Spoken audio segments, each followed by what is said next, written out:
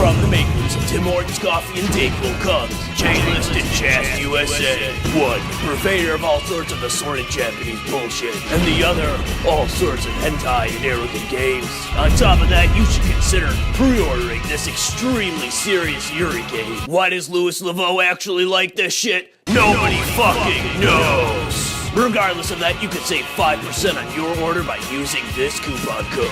Link is in the description. So I'm adding an addendum, really a month after the fact of when I record this commentary. It's been sitting on my hard drive for quite a while now, but I decided that due to today's news of Ashley Birch getting a fucking award for voicing Chloe Price in Life is Strange, a game that I can't even think of another game that had worse dialogue than this fucking game. This makes fucking Atlas games look like Shakespeare in comparison to when it comes to the fucking dialogue. But, you know, I don't really know what to say. This is just another award. This is another organization that has completely discredited itself by handing out an award to not just this developer, to which I'm going to do the review, guys. Don't sweat it. You know, I might even be lighter on this game than IGN and Polygon.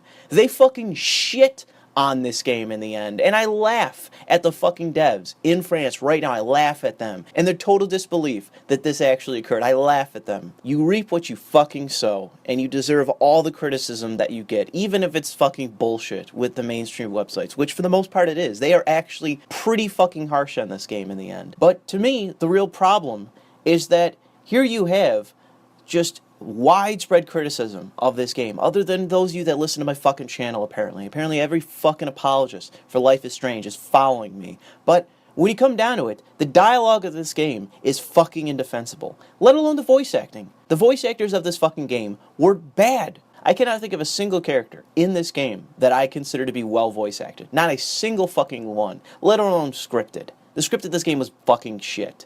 Despite all that, despite all those handicaps, she is still winning awards based on a miserable fucking performance. But that's how this video starts. You'll hear the rest of my commentary and, you know, I break down what I wanted to originally talk about. But I just wanted to start with this. This is another embarrassment for the entire industry and us as consumers to endure.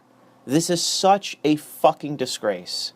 But whatever, you know, let's just get to the commentary. The premise of this video is fairly unfortunate, as it comes with the territory of having to cancel a project that I've been working on for quite a while, but you know, it's nothing that I really need to lose that much sleep over. I've been playing Persona 4 Dancing All Night for a couple days, just sort of on and off. It's not really something that I, you know, spend hours playing. You know, it's some fucking spin-off rhythm game on the Vita, so it's not exactly serious, and, you know, it's not something I'm very invested in. But with this game, it requires an explanation, as I've actually featured in a roll of the clips of, you know, I've actually included these people, these individuals dancing at this E3 presentation, and I even did a video where, you know, I just fucked around in Vegas for a while and just uploaded it because I felt like it. For those of you that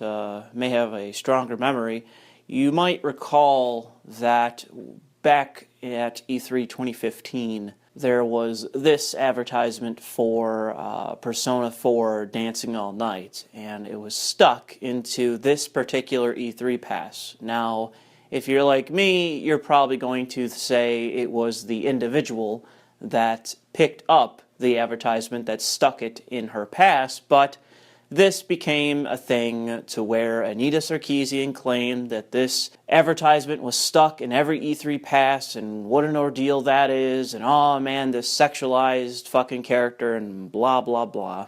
We don't really need to get into the specifics of that whole event, because it was just nonsense. So who is this character from Persona? Her name is Reze or Rizi fucking Kiwikawa. However the pronunciation goes. I'm not even a Persona fan, so I don't give a shit. But this character is a teen idol, or idol in general, which is basically a teen pop singer or pop singer in Japan that is competing for national attention, which in a dancing game, you may imagine, she has a prominent role, and she does. But the issue here with this character is that she's also a fan favorite going back to the original Persona 4. So already we have a problem, because if you are even a person that is not all that conscious of Persona, you may know that this character in Persona 4 Dancing All Night was recast from the original voice actor to Ashley Birch. Now, here's where things start to spin out of control and where a controversy begins, because the Persona fans did not like this change. And they did not like this change for several reasons, including the fact that they had to recast the character. But the majority of people that I saw that reacted to this negatively, at least, from what I saw anyways, was the same criticism that I had, in that Ashley Birch is not a good voice actress. So why are you taking this prominent figure in this specific game and this character that's been in this franchise since the 4th game, and you know, this fucking series has an anime and spin-offs and all sorts of fucking games, so here's this character that's well known and is a fan favorite, and you just recast them just haphazardly with this fucking talentless hack. I know people are going to defend her performance from Life is Strange, but guys, it ain't just a dialogue of that fucking game, alright? She does not have talent. It's noticeable to anyone that has heard her act in these games. Ashley Birch is not good. From my playthrough of Persona 4 Dancing All Night, which hasn't been all that long in story mode, I've mostly just been doing free mode, it's not very solid. She stands out as being weaker than a lot of the other voices that you'll hear, and that's not me, you know, trying to make a stink about this. It's just a fact. If you play the game, it's noticeable. And it isn't the dialogue either, because most of the dialogue in these Persona games are awkward. I don't know if it's the translation or what, but I really wish that with Atlas games they would just make it an option, because it seems to me that with most English dubs, they just fucking suck. I mean, I don't consume a lot of anime, but I don't watch anything that's dubbed, with the exception of a few shows from way back when that I liked as a kid that were dubbed. Maybe some of you like dubbed, but I fucking hate it, man. A good example that comes to mind, just, you know, off the cuff, is Space Dandy. Have you listened to the original Space Dandy and compared it to the dubbed Space Dandy? It's fucking night and day. The dub of fucking Space Dandy is shit. And it's hardly the only one, but you see my point here. So this issue of Ashley Birch voicing this character in this spin-off rhythm game, I mean, is it a really big deal? Honestly, no. But it is symbolic of the fact that you have someone such as Ashley Birch, who is tied to multiple individuals, multiple people that slander gamers on a daily fucking basis. One of those people happens to be Wiseman. I forget her first name. It's not really important. She's a fucking nobody. But she published a bullshit study with Ashley Birch to slander gamers and push an agenda. Why? Because Wiseman and Birch are fucking ideologues. And the situation as it is that Ashley Birch is now voicing a character in a game that I have purchased. The crux of the video that I wanted to make was whether or not I should even buy the game, based on the fact that by buying this game, I am giving money to Ashley Birch. I am funding her continuation within the industry as a fucking voice actor. Whereas I would like her to be gone from the industry. I would like to see all ideologues gone from the industry. I want them unemployable. Not just unemployed, unemployable. I want them fucking blacklisted. Suffice to say, it simply is that if you hate the people, the consumers of these products, you should not be taking part in their development. That seems to be a fairly digestible, easy to understand principle to have.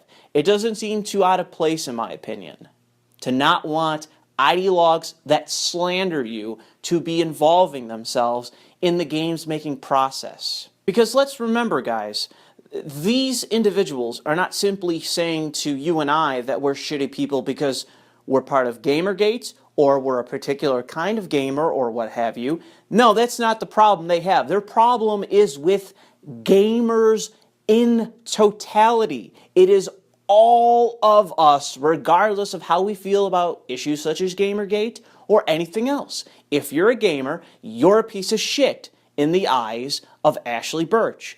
So as a consumer, as a gamer, as a person that purchased this game from whatever fucking proxy corporation or whoever localized it, I have to say I'm forced to pay a price for my purchase, and that price is continuing the role of this figure to continue to just fuck around in gaming, continue to fuck around with the games that I may purchase, and all the while just slander me, label me in every fucking way, say anything that she wants to say, publish all sorts of bullshit to slander me.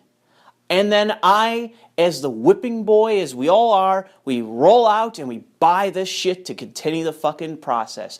We fund these individuals to stay, and we have no fucking voice. And that was the premise of the video that I really wanted to make, was talking about how this one situation is just so symbolic of where we are in gaming now, and that we are subsidizing these individuals and their place in gaming while simply trying to just do what we want, play what we want, just simply have fun. And this is a detriment. This is something that sticks in my mind every time I hear the character say something. Every time her face pops up on my screen, I think, I just made a mistake. I just bought a game. In a couple months from now, Ashly Burch and someone else, they're going to publish an article, they're going to publish a study, they're going to do something, and they're going to come right out, and they're going to put a big shit-eating grin on their face, and they're going to say, fuck you, Louis Le Vau. You're a fucking misogynist. You're a fucking racist. You're a fucking white supremacist. You're a fucking imperialist. You're a fucking piece of shit, scumbag motherfucker, and everyone like you is. I fucking hate you. Now go buy my fucking game, you cunt.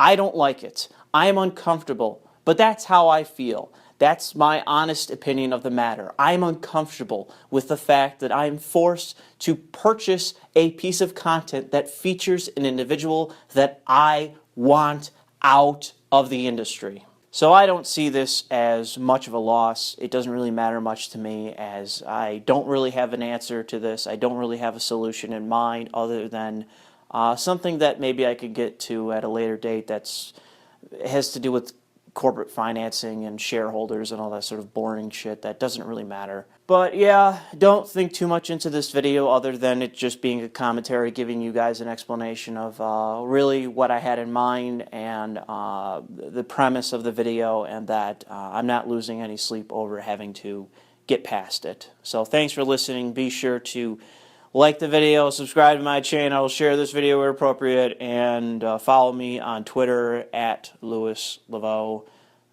You'll start to hear me say that from now on, because that's how you grow a channel. Goodbye.